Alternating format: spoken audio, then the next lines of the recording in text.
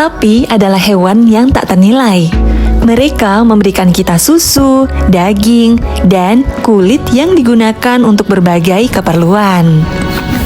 Susu sapi memberikan nutrisi penting dan digunakan untuk membuat produk susu seperti susu cair, mentega, keju, dan yogurt.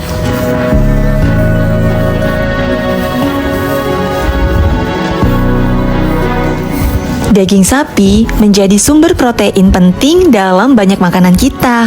Dan kulit sapi digunakan untuk pembuatan sepatu, tas, dan produk kulit lainnya. Wah, banyak sekali ya manfaatnya.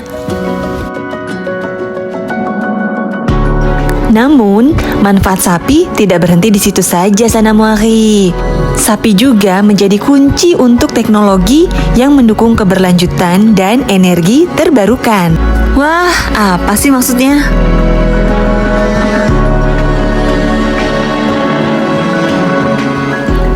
Mereka membantu petani memasuki dunia biogas yang memungkinkan petani menggunakan limbah sapi untuk menghasilkan energi bersih. Wah, bagaimana ini bisa terjadi? Teman-teman, kita ke savana.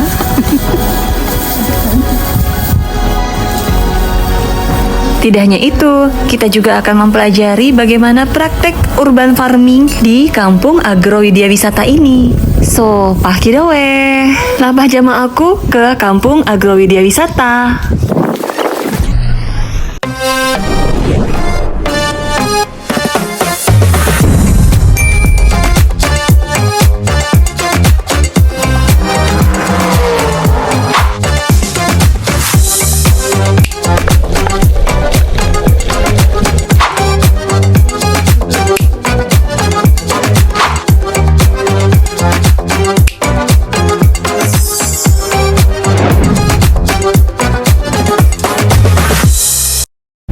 Assalamualaikum, Tabi pun. Hai, Sanamwari, apa kabar? Semoga semuanya dalam keadaan sehat ya. Amin.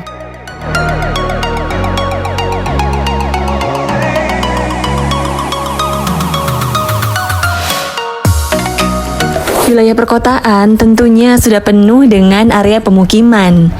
Namun di tengah gemerlap kota, ada kearifan lokal yang tersembunyi. Nah, saat ini kita mau menuju Kampung Agrowidya Wisata.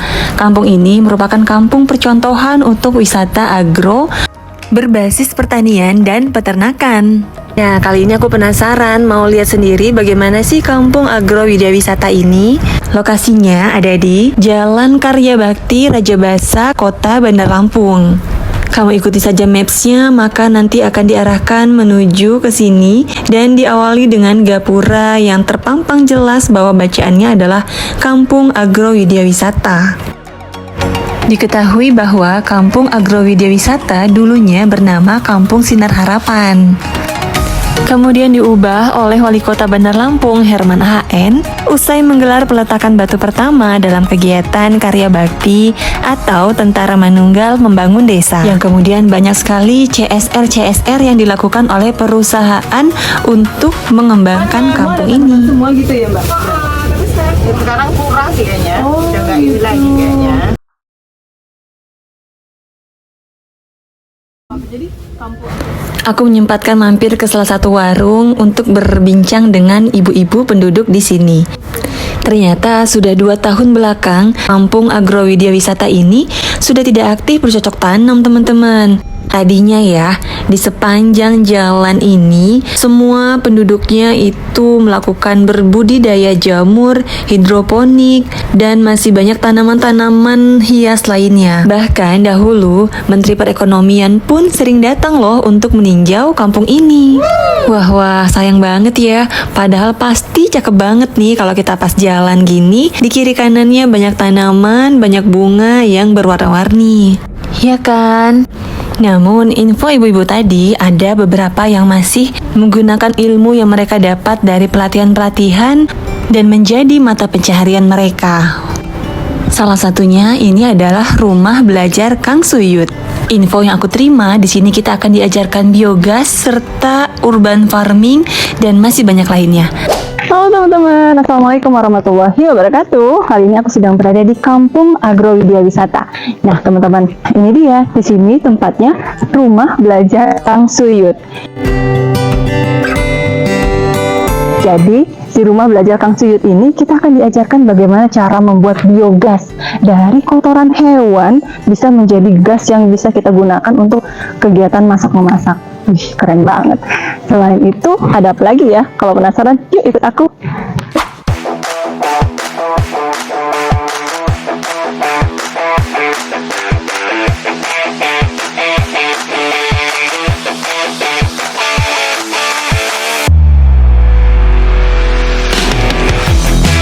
Anginnya enak.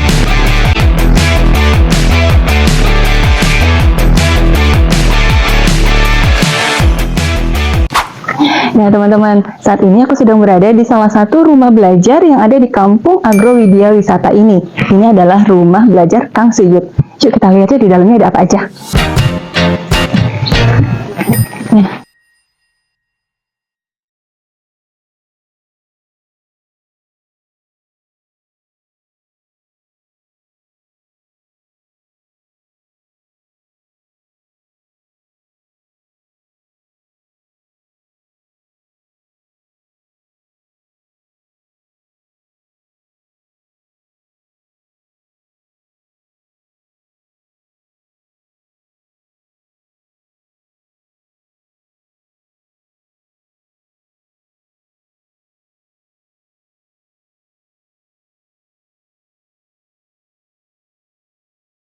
Nah, Kang, makasih ya Kang sudah dibolehin nih mau tanya-tanya nih kita Kang. Iya, Mbak. Nah, Kang Suyut, ini di sini rumah belajar ini ada apa aja nih Kang? Coba Kang.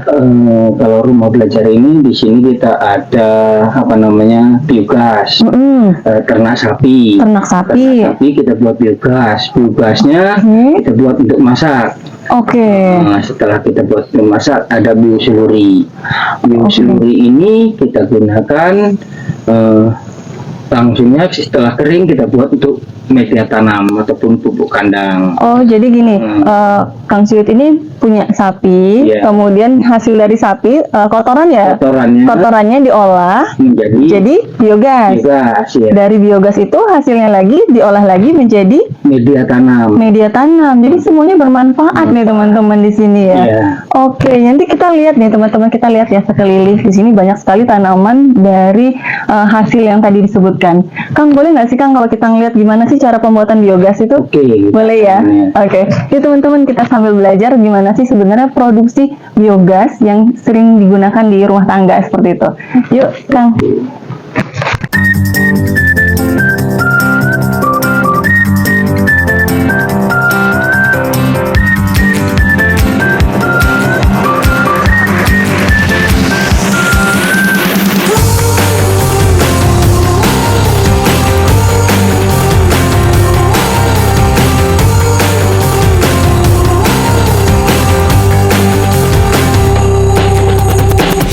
Oke, jadi ini tempatnya ya, produksi awal ya Kang ya. Tuh guys, jangan ngelihat dari nya, tapi ini berguna. Aduh, maafin aku ya Sana Muari karena aku hidungnya masih beradaptasi nih dengan kotoran hewannya. Sapinya ada berapa nih Kang? 3. Ada 3? 2 betina, 1 jantan. Oke. Aku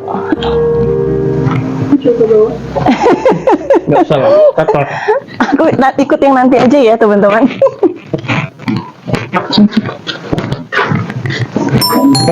Teman-teman Sana Muari, by the way, kamu tahu nggak sih apa itu biogas? Sini aku kasih tahu.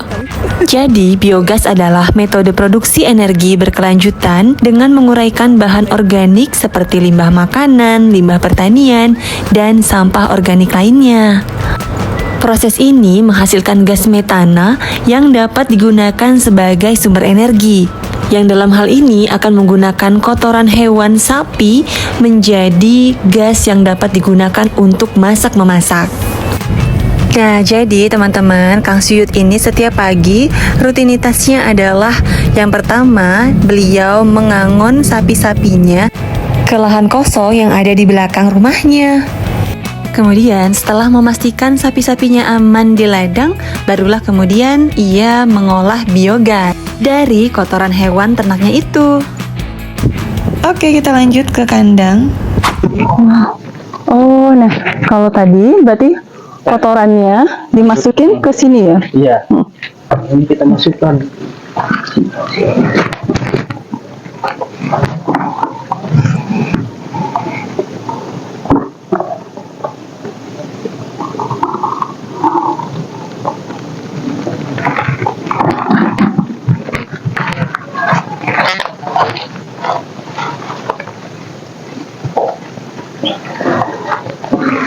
Kita hancurkan. Oke. Dihancurin ya Kang ya? Ya, campur dengan air. Perbandingannya 1:2.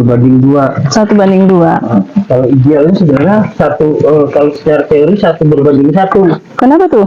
Jadi ditambah. Satu kotoran sapi ini ember, kita kasih 1 ember air.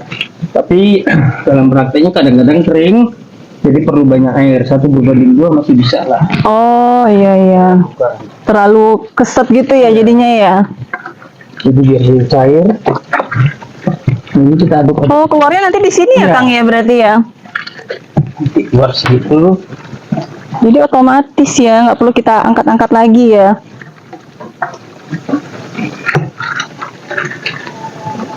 Kita aduk dulu karena alatnya.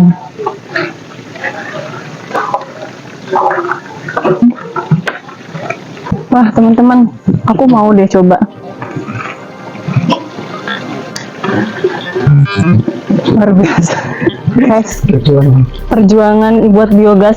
Tapi emang kalau bikin biogas itu memang begini semua caranya atau ada Iya. gaya? Ada ini Ada cara lain? alat diputar begitu saja, Mbak. Oh ada caranya? Ada, karena ini alatnya udah rusak. Ada alatnya tapi tadi ini ada pakai alat. Alat ini. Oh ini ya? Oh, kayak ngaduk tepung.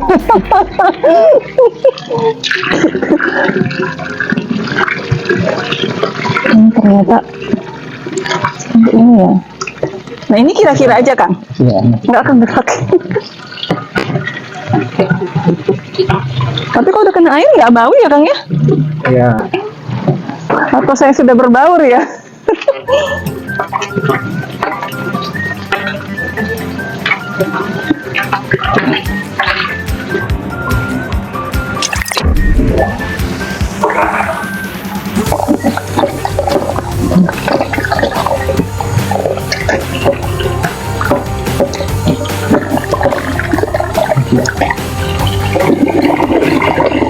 Jadi perbandingan airnya Kang Suyu sudah ngerti perkiraan aja gitu ya, Aja. sudah pakai perkiraan ya. Kalau awal-awalnya tadi 1:1. 1:1 Ember kotoran kasih dengan 1 ember air. Air. Oke. Oh sekarang karena sudah terbiasa udah tahu ya Kang ya, udah pakai insting.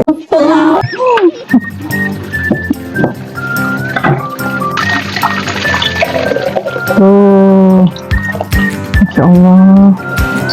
Begini. kan agak kental Mbak dari situ. Air ke dalam. Nah kita ini nanti kita ambil gasnya kita masak di sini. Oh gitu. Jadi dari air itu Itu dia nanti gas-gasannya yang akan naik lari di sini. kita masuk sini. Iya Mbak. Oh ya. Nah, teman-teman, kita masuk ke sini. Assalamualaikum. Nah, teman-teman Sanamwaki, kita diajak nih untuk melihat ke dalam bagaimana sih penggunaan dari biogas yang dihasilkan oleh sapi tadi. Ini ada selangnya dan ada alat untuk pengukur tegangannya. Dan cara penggunaannya sama dengan tabung gas yang biasa dijual Pertamina. Jadi kita buka kerannya, kemudian dihidupkan oleh pemantik, baru deh langsung disesuaikan apinya mau sebesar mana. Masya Allah, keren banget ya. Dan sebelah kanan ini merupakan gas yang menggunakan LPG dari Pertamina. Tuh, besarnya sebetulnya bisa lebih besar lagi, tapi ini setelah dipakai jadi tegangannya tidak terlalu besar. Tangan gasnya kita, apakah lemah? Apa ini termasuk lemah hari ini karena tadi udah dipakai. Jadi ini juga nggak seberapa besar. Seharusnya lebih besar lagi.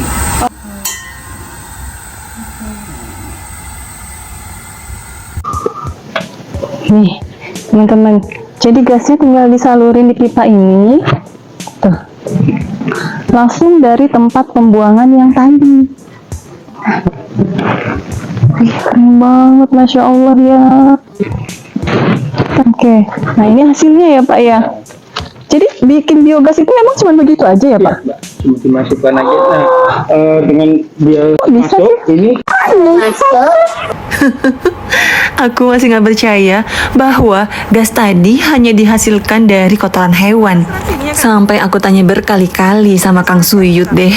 Tabung ini Mbak, ada tabungnya di sini diameter 3 meter ya. Nah ya itu memang. Nah ini Tabung. limbahnya. Ini gasnya masuk ke sana. Terus sisa kotorannya masuk ke sini.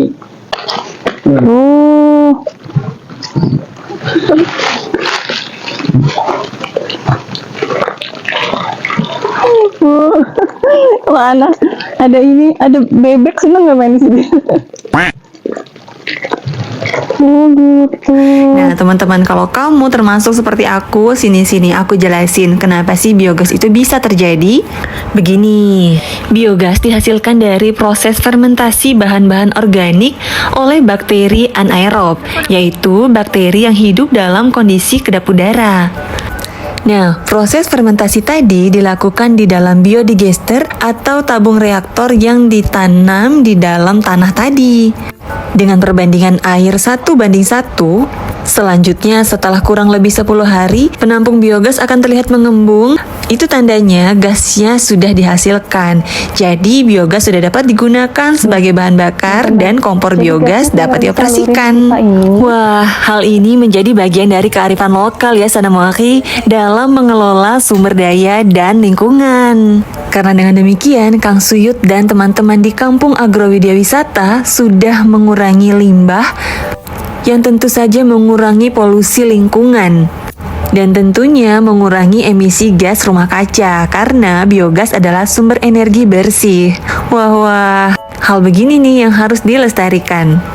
Nggak cuma sampai di situ loh. Jadi hasil dari pembuatan biogas dimanfaatkan kembali untuk menjadi biosuluri. Apalagi tuh biosuluri? Ini adalah biosluri, merupakan ampas atau limbah akhir biogas yang sudah tidak bisa lagi diambil gasnya untuk memproduksi biogas. Meskipun disebut sebagai ampas, namun biosluri masih memiliki banyak nutrisi yang bermanfaat bagi tanah. Maka, biosluri bisa dijadikan sebagai pupuk alami. Begitu banyak ya kekayaan alam yang bisa kita manfaatkan.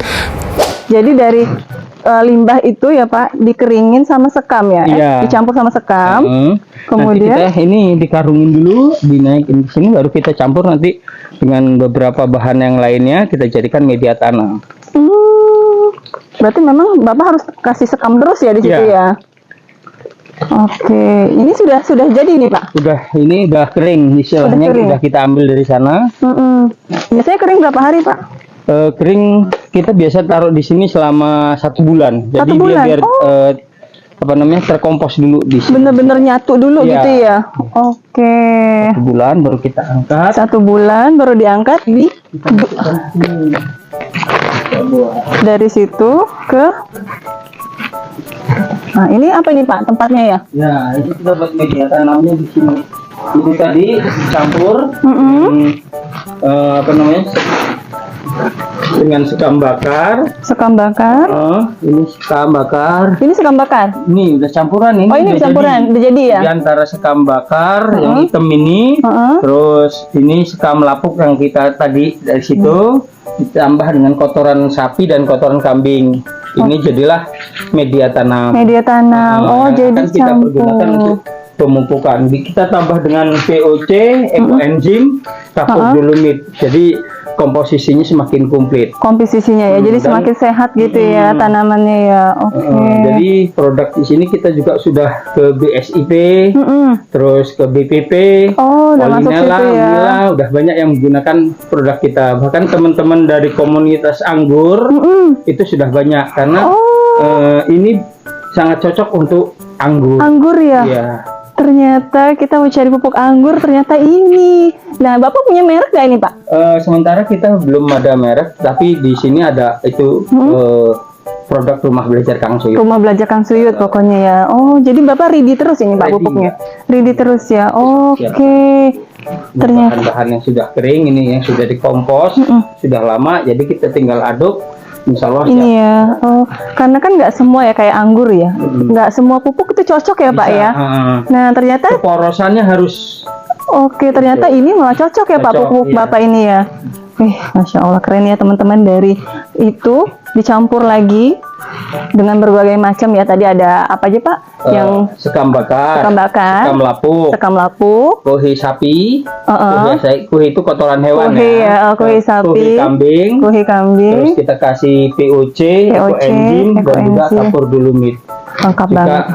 tinggal kita tambah jadi satu, kita aduk, kita fermentasi berapa hari, Fermentasi. baru bisa kita untuk dijual. Oke, ini yang sudah difermentasi ya Pak ya. Sudah, ini sudah fermentasi, kita tinggal Nah, ini ya. Nah, segini Ini jadinya. gini. Bapak berapa ini Pak? Ini kita jual di tempat kita di sini 30.000. 30.000. Oh, Jadi kalau sumbangnya nganter, tergantung ongkirnya kan. tergantung ongkir Sesuai ya. dengan ini. Bapak bisa nganter juga ya. Kita ini kan biasanya kita manfaatin teman-teman atau tetangga yang maksim. Jadi mereka juga bisa Dapat ini juga kan. keuntungan Iya, dari dapat kita. keuntungan dari situ. Jadi apa join ya Pak ya? saling menguntungkan. Saling menguntungkan. Oke, ini ya. Terus jadi tanaman-tanaman Bapak di sini semua menggunakan Ya, pupuk ini ya Pak ya. ini. Makanya subur-subur ya saya lihat ya. Lihat loh. Walaupun kecil mereka sangat berbuah. Nih, teman-teman pupuknya. Ini rumahnya bisa digunakan banyak jadi ngolah kohe sapi, Ada tanaman, jadi pupuk. Ini rumahnya bener-bener rumah belajar, rumah menghasilkan cuan ya rumah Kang Sayup ini. Sayup. Yang kecil-kecil ini. Oh, ini ya. Calon buah. Oh, ini udah jalan buah ya. Iya.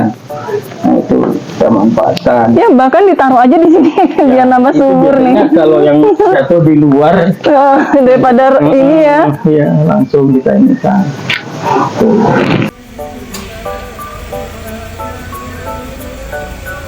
Nah, Sanamoari, inilah yang dinamakan dengan urban farming atau urban agriculture, yaitu kegiatan budidaya tanaman atau memelihara hewan ternak di dalam dan di sekitar wilayah kota untuk memperoleh bahan pangan atau kebutuhan lain dan tambahan finansial tentunya.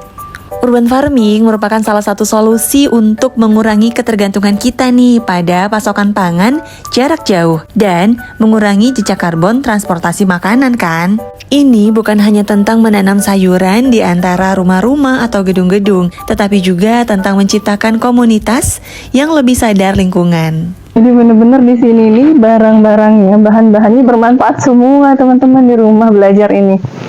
Oke, terus cincau ya. Tadi saya lihat ada cincau ya, Kang ya. Kita biasa juga buat cincau. Kalau proses pembuatan cincau itu biasanya sore hari kita ambil. Sore diambil. Nanti habis subuh itu kita peras.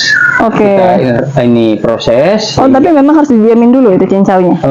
Ya harus didiamin beberapa. Maksudnya memang prosesnya pagi hari. Oh, Karena jadi ketika supaya ngambil nggak repot, diambil dulu sore gitu ya. Diambilnya Oke. sore, terus pagi diulet, terus sekitar jam 7-an itu udah kita antarkan ke konsumen kita. Biasanya ada sih pedagang, tukang ikan, tukang apa yang sekalian sambil bawa itu. Dibawa, Per hari kita ya. buat antara 20 sampai 40. 20 sampai 40 bungkus. Sebungkus Satu itu bungkusnya kita jual ke pedagang itu 5.000. 5.000. Itu aja dari cincau aja udah Dari bisa cincau. 200.000 ya Kang ya. Ini dia, selain biogas, bioseluri, rumah belajar Kang Suyut juga menyediakan cincau dan berbagai buah-buahan yang ditanam dari hasil sendiri menggunakan pupuk kandang Kang Suyut. Kenapa kita coba buat rumah belajar Kang Suyut ini? Saya terinspirasi karena kekhawatiran saya terhadap anak SD, SMP sampai perguruan tinggi. Mereka nggak tahu. Mereka tahu namanya nasi, beras, tapi dari padi cara nanamnya bagaimana. Sekarang kan sudah tidak sudah di meja ya Pak, ya Terus, Kang. banyak sekarang ya mahasiswa yang notabene masih pertanian, kadang-kadang masih sulit membedakan mana itu gulma, rumput, tanaman, atau yang lainnya, atau tanaman obat. Mereka nggak tahu. Kang Suyut malah lebih paham. Coba kita ini kan di sini. Benar, ini bisa menjadi media Di pembelajaran. sini kita ada belajar dari budidaya sapi. Kita dalam budidaya sapi itu kita mengenal ada 3 emas. Emas merah itu kita ambil dagingnya, emas putih kita ambil susunya, emas hijau. Nah ini tadi kita ambil dari kotoran hewannya. Nah dari kotoran hewan itu sendiri kita sudah banyak mempunyai manfaat. Di antaranya satu, kita jadikan biogas. Benar. Yang kedua, kita jual seluruhnya secara langsung, itu pun sudah ada yang memanfaatkan. Terus kita keringkan, kita jadikan media tanam, itu sangat bagus untuk tanaman karena gas metan yang ada dalam kotoran hewan itu sudah diambil. Jadi bisa jadi satu produk yang sudah tidak ada gasnya, jadi itu sudah aman untuk tanaman. Terus kalau dipikir dari gasnya ini sendiri kita udah bahwa ada sih yang sempat ngomong kita melihara sapi itu ininya aja lah, tapi intinya dia mau cari taiknya itulah yang dimanfaatkan kayak Bapak ya. Sekarang kita jual sumpah dalam 1 bulan itu bulan kita campur dengan kita bisa menghasilkan minimal 40 karung. Minimal 40 karung setelah kali 30.000. Nah itu juga sudah lebih keuntungan ibaratnya. Iya betul, dari kotorannya aja. Jadi kambingnya sapinya masih ada terus, nggak dijual istilahnya kan. Jadi kita manfaatkan ininya. Itu yang untuk hari-hariannya. Bahkan ada sebagian teman itu berasumsi untuk makan sapi itu sendiri dari tai sapinya itu sendiri. Ini aja tanaman sendiri loh. Keren. Oh iya, tadi kita belum lihat ke samping situ ya Kang ya? Juga kita dapat sumur bor dalam ini. Oh iya, Dari itu. Oh yang kata Kang Suyut kemarin datang itu ya? Iya.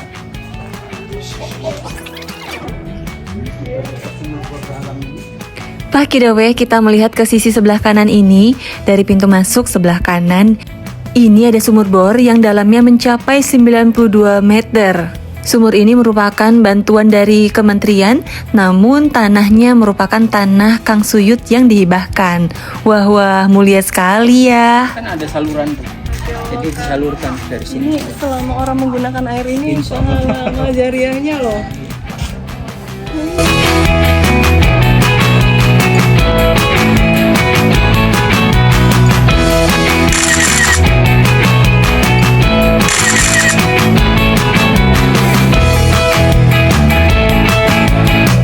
Bahkan tanaman obat pun ada di sini. Jadi ini nih, yang tadi dijemur sampai kering.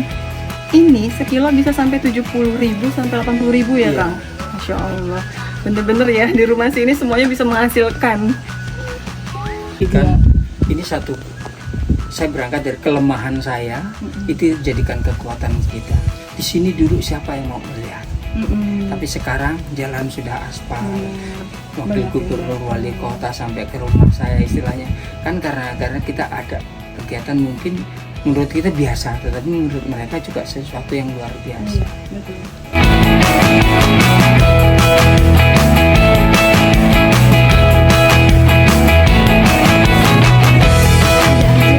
Dan karena banyaknya informasi di sini, rumah belajar Kang Suyut kerap kali menjadi tempat anak-anak untuk membuat skripsi.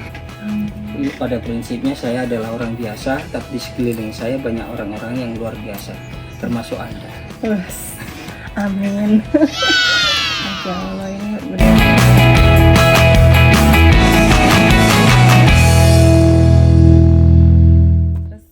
filosofinya Kang Suyut ini harus kita ikutin nih. Pokoknya Kang Suyut itu mau berguna bagi masyarakat sekitar. Keren, ya enggak? Ya enggak kan? Oke teman-teman, terima kasih ya sudah ikutin petualangan aku hari ini di Kampung Agro Widya Wisata. Ikuti terus perjalanan aku selanjutnya. Tetap di Lampung Say. Dah, Assalamualaikum warahmatullahi wabarakatuh.